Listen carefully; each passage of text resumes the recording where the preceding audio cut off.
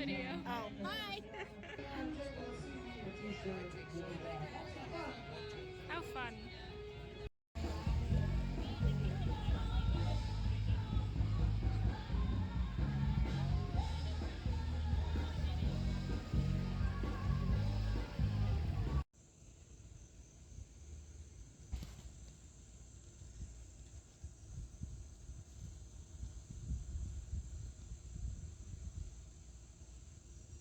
And the fly catchers, the industrial sized fly catchers. I'd be like,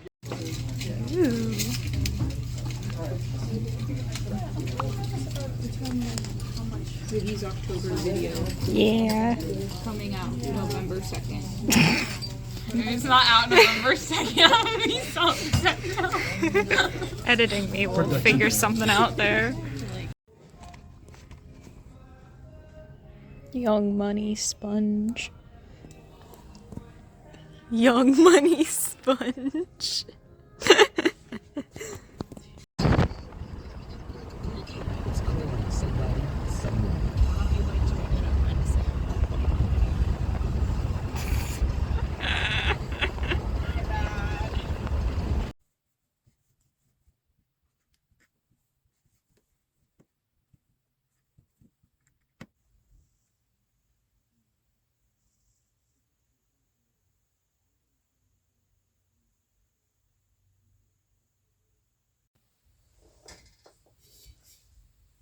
The Act of Mercy. The waves might as well have swallowed the ship, striking down with salty daggers that clawed the floorboards apart. Barrels thrown carelessly by the wind, crushing them open and spilling their contents around the deck. Irene clutched the sailposts, nails digging into the cracking wood. The rain hailed down to devour all in its path, ripping bite marks into the sails and gnashing at Irene's sea-drenched dress. The ship thrashed and jerked after a symphony of fractures came from deep in the bowels. She tried to wipe the water out of her eyes, looking for the captain on any instructions, but no glow of lanterns was to be seen. No sign of help or of life. That was, until a voice cut through the sea's terror, bearing a message of certain despair. "She's going down!" yelled a man. A lifeboat, swinging viciously back and forth on the side of the deck, caught Irene's eyes as if it was calling out to her. She looked at the trusty sailpost, then out at the rest of the deck. It was littered with pots, tankards, cargo they had been carrying. Her crew, her friends, were nowhere to be seen. Irene looked back at the lifeboat. She had made her choice. She sacked the post, wind sending her across the boards into the railing of the ship. Pain jolted up her back, but she clutched on. Wave after wave pummeled her as she dragged her way along the railing towards the boat. Irene turned her head towards the sinking ship for a last look at her life, but the sea had other plans. She didn't have time to react before the barrel hoop came flying into her line of sight. A sharp tone traveled up her spine and rattled heavy in her ears. Dropping to the ground, she crawled her way towards the lifeboat as darkness crept into the edges of her vision. The ringing faded, but her head was still driving nails into her temples. She rocked gently on top of the now calmed waters of the sea, floating endlessly into the big blue abyss. She crammed her head around, looking for any sign of help, of the ship, of the lifeboat, but nothing remained other than her. The view was as empty as it was unforgiving. She floated there, surrounded by nothing but the quiet splashing of the water brushing against her form.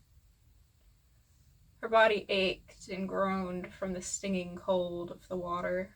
Irene could hear every joint as she began to stretch out. Click, click, click, pop! The pain flooded her senses, groaning while the salt water poured into her cuts and scrapes. floating, alone, exhausted. As the gentle waves lapped over her body, a soft voice pricked her ears. "Hello, dear," the voice cooed. Irene didn't respond at first, until the voice spoke again. "Are you awake?" it questioned. She turned her head left and right. There was no boat, no people. "Hello?" she said. "Ah, there you are," the voice replied. Irene's brows furrowed, confused. "Who are you? Where are you?" "Who I am is not important, my dear. Where I am, however, is quite the question," the voice started. "What other questions would you like to ask me?"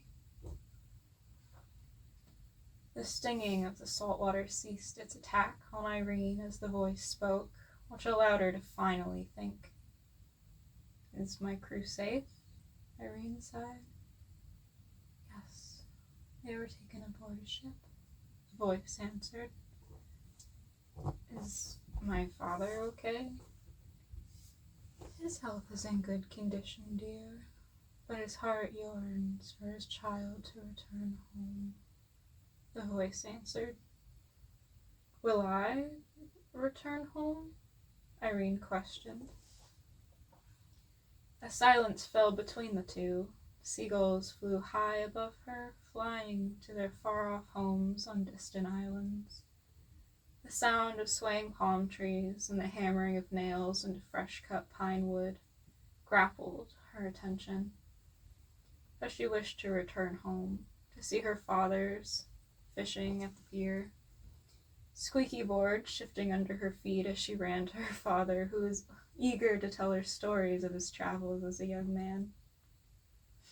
She used to love it when he told her stories of whales that would bump into his ship from below. His eyes would glaze over in memory as a smile stretched from ear to ear, recounting the story. How she ached to see her father again. "No," the voice interrupted. "Will he know I'm gone?" Irene asked. "A parent always knows when their child is lost from this world. They feel it in their bones as the grief seeps into their soul, leeching off of it in its hungry wake," the voice answered. "So he will suffer?" Irene asked. "As most parents with lost children do," the voice replied. The thought of her father watching from the pier, looking out for her ship, poisoned her heart. She wondered what the feeling would hit him. Would it be before his meal of herring? Would it be on his way to the market? The thought swam circles in her mind as the water's cold, icy fingers made their way back to her attention. "Might I offer you something?" the voice questioned. "What's the offer?" Irene replied. "I want to offer you mercy," the voice said. "Mercy? Are you sparing me?" Irene asked. "No, that is not a fate I can afford you. However, I can offer you a better one than the one I have in store for you," the voice said.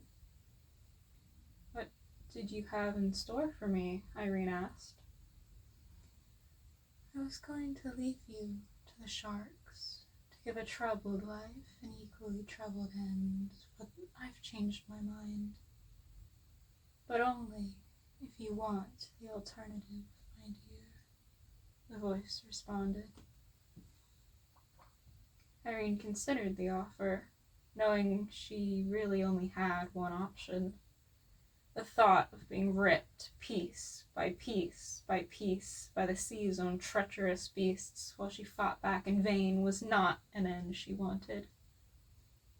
It would have been the perfect ending, as nothing in her life had gone the way she wanted. But here she was, being given an option, even if the option wasn't one she wanted to have. Irene whispered to the sea, "I'm tired." Unseen hands began to gently push Irene's chest beneath the water until just her face floated above its icy blanket. "So, what will it be, dear Irene?" the voice asked. The water begged her to sink down, down into the mouth of the devouring sea. Irene's body was failing at every turn to resist the urge to fight back. Eyelids closing as she breathed in slowly, her answer was given, faintly above a whisper, to match the voice that spoke to her. "Mercy." The hands pushing her plunged her beneath the hungry water. The cold finally reached Irene's bones, chilling her to the core as she accepted her fate. She was too tired to fight back, too tired to fight for a better outcome. Irene let her body sink deep into the unknown depths of the sea, the same sea that claimed thousands of lives before hers and will continue to claim thousands more after. The water stabbed its path through her nostrils, scraping its way down her throat and into her lungs.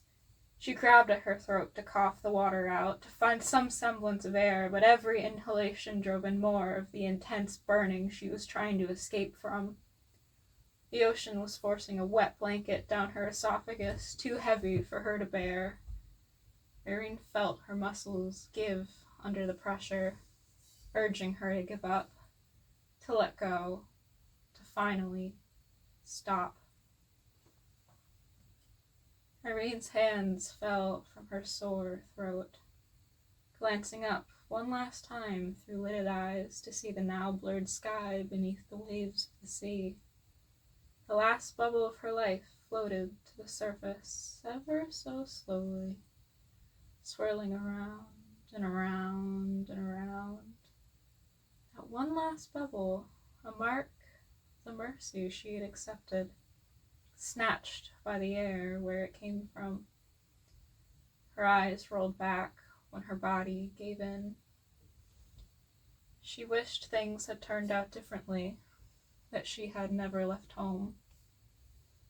She could picture it as the water tossed her. Her father sitting on that dark wood bench, fishing line slack into the sea, and her sitting by his side to listen to his endless stories. She wished she had never let those stories guide her life, but how was she to know that such a path would lead her there? All she wanted was to bring him stories to listen to, so that maybe she could repay him in a roundabout way for always keeping her young mind occupied. Thoughts of her home were now drowned out by the overwhelming peace that clouded her salt-encrusted soul. It washed over her, tingling her toes, then up her legs and across her torso. Her arms tingled with stars as it traveled up her shoulders and the back of her neck, slowly traveling pinpricks to her skull. Irene became lost to the world, knowing soon her father would feel it too.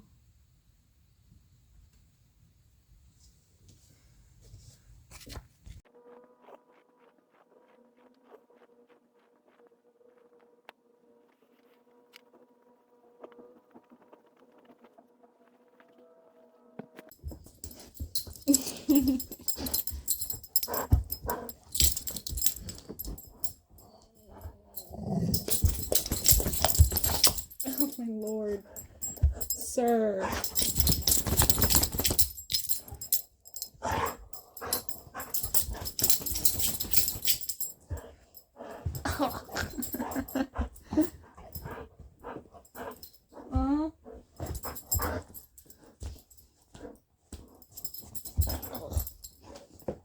Wait, are you like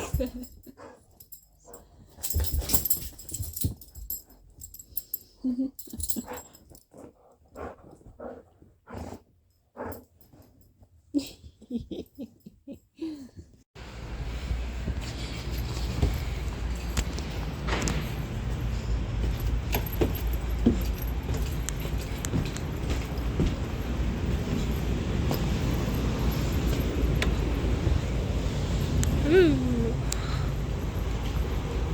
See what kind of horrors beyond my comprehension await me today. Ooh.